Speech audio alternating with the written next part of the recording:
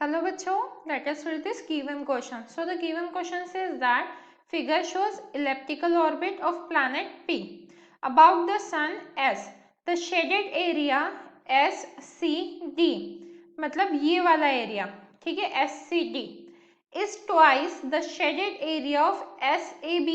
SAB मतलब ये वाला एरिया, ठीक है. If T1 is the time for the planet to move from C to D and T2 is the same time to move from A to B, then तो देखिए बच्चों, यहाँ पे हमें क्या गिवन है क्वेश्चन में. यहाँ पे हमसे बोला जा रहा है कि जो एस डी ए एरिया है, ठीक है, या एस सी डी एरिया, वो क्या है, ट्वाइस है ए एस या एस ए बी. हम वही लिख लेते हैं एस ए बी. तो लेट सपोज मैंने इसे A1 कंसिडर किया और इसे मैंने A2 कंसिडर किया, तो यहाँ पे हम क्या लिख सकते हैं, A1 is twice of A2, right. And यहाँ पे क्या बोला जा रहा है, if T1 is the same is the time for the planet to move from C to D, मतलब A1 के लिए क्या दिया है हमें, T1 टाइम दिया है, and T2 is the time to move from A to B, A से लेके B तक, ठीक है. तो A से लेके B तक A2 के लिए हमें क्या टाइम दिया है, ये T1 के लिए है, और A2 के लिए क्या टाइम दिया है, T2 टाइम दिया है, ठीक है. तो हमसे क्या पूछा जा रहा है, T1 और T2 में रिलेशन पूछा जा रहा है, ठीक है.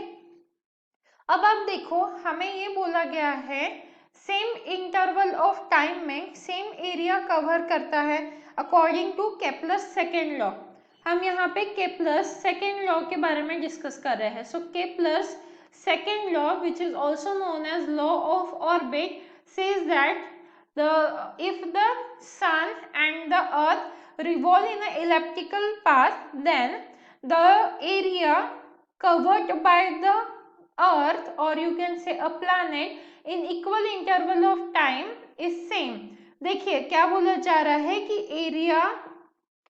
area is swept, equal area is swept in equal interval of time, in equal interval of time, ठीक है. तो अब आप देखिए यहाँ पे इक्वल एरिया तो A1 is equal to 2T sorry 2A2 है. यहाँ पे मुझे क्या मिला, A1 is equal to 2A2 मिला है, राइट. और A2 के लिए क्या है, मेरा T2 है, और वही मेरा A1 क्या है, T1 है.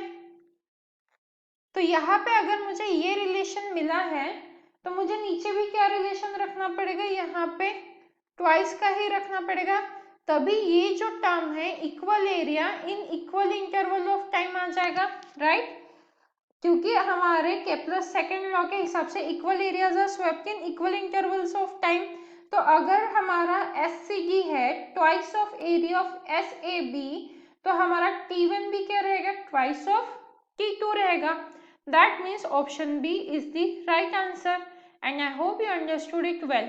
All the best.